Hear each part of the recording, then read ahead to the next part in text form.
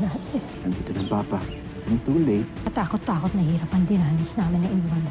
Ipilitan ako magpakasal sa isang lalaking hindi ko mahal para magkaroon ng ama si Jessica. Maling-mali ang desisyon ko dahil malupit si Manuel. Inspirasyon ko kasi ang mga anak ko at tatay nila para makasama ko ang pamilya ko ngayong Pasko. Samantalang ako, kailanman hindi ko mararanasan magpasko kasama ang anak ko. Kapal niya. Pasalamat siya. Pasyente pa rin tingin ko sa kanya. Kung tutuusin, pwedeng-pwede ko na siyang lumpuhin. Permanently.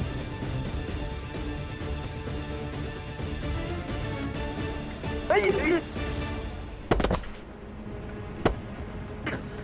Sir! Okay lang kayo, sir? Pasensya na po, sir.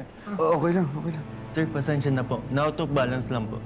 Pasensya na po ulit, sir. Okay lang. Salamat niligtas mo ko. Ano ka, sir? Okay lang. Ako na muna. Pahinga muna tayo, sir. Sige.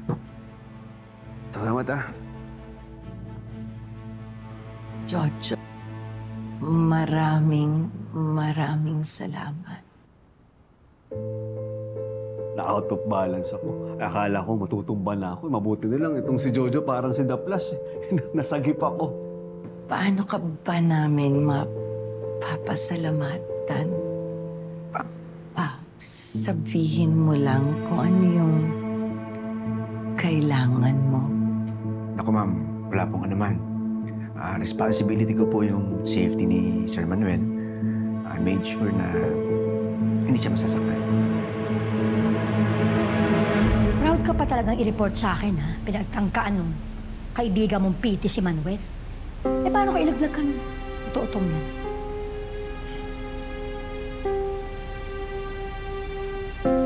Hindi magsusumbong. Bayad ka yan. Ingat, dahan-dahan lang.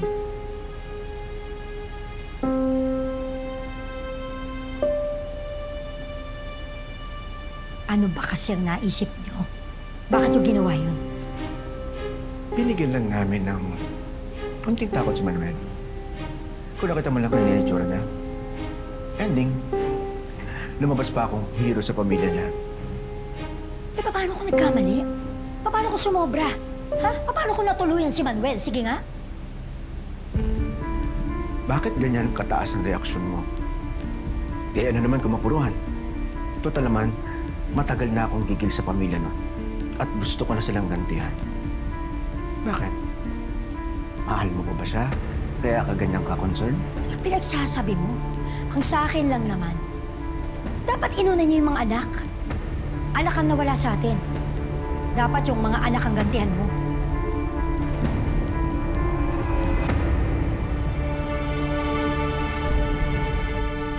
Kuya, asan ka na? Gusto na namin kumain ng ice cream. Yung favorite flavor ko, ha? Ingat ka pa, bye. Naku, ate. Buti naman nakauwi ka na. Alam mo bang miss na miss kita?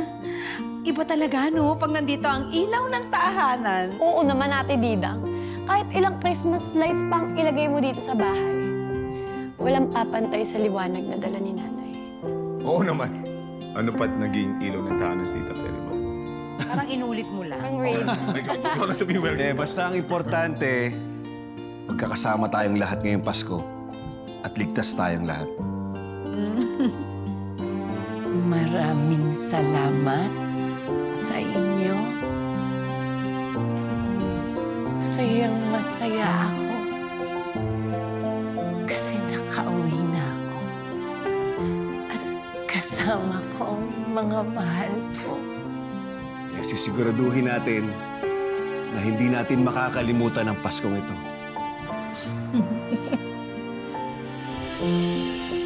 Napaka-importante sa isang bata na mag-celebrate ng Christmas kasama ang buong pamilya. Ilang taong ko rin pinangarap na makasama kayo ng anak ko ng Pasko. Sana kahit isang Pasko lang, nakasama ko si Jessica. Pero hindi na yung mangyayari.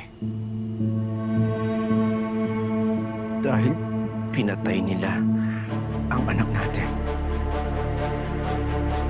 Kaya wala silang karapatang magpasko hanggat hindi tayo nakakaganda sa kanila. Sino gusto mong unahin ka sa mga anak nila? Si Colleen. Siya ang may pinakamalaking galit at inggit kay Jessica. Dapat lang siya ang una magbayad ng utang.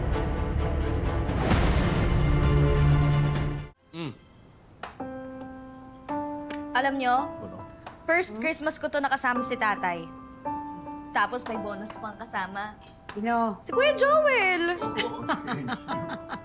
O dahil dyan, kayo ni Kuya Joel mo ang mag-tandem dyan sa pagluluto, ha? Kasi kami ni Kuya Jeffrey, talagang hanggang preparation lang kami. Di ba ikaw ang in charge sa barbecue? Hindi. Kami na pala, no? Kasi Hindi, kaya mo na yan. Ay! Start a war! Ah, ganun ah. Alam mo, ang cute-cute mo talaga, Joel. Ang cute mo talaga. Oh, hindi! Mahilig ako sa tostado. Gusto ko tostado. Ay, wag ako! Hindi tayo talaga ako nagigigit. Dalawa to!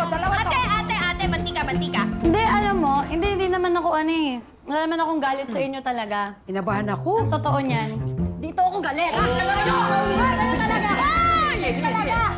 Ay, baka yung dalawa. Ano yan? Wigel! Tabanan mo ko! Tabanan mo ko! Tabanan mo ko ngayon! Wait!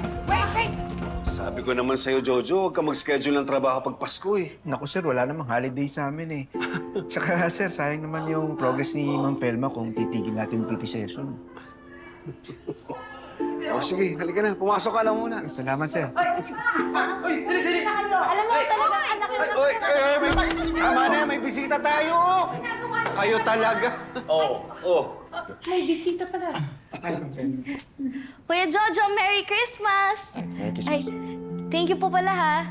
Kasi ang laki ng improvement nila nanay at tatay dahil po sa inyo. Ay, wala ka naman. Pasok ka, magmerienda tayo.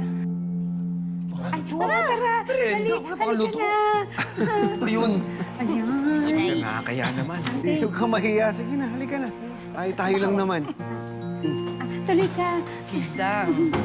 Hi. Ito po na.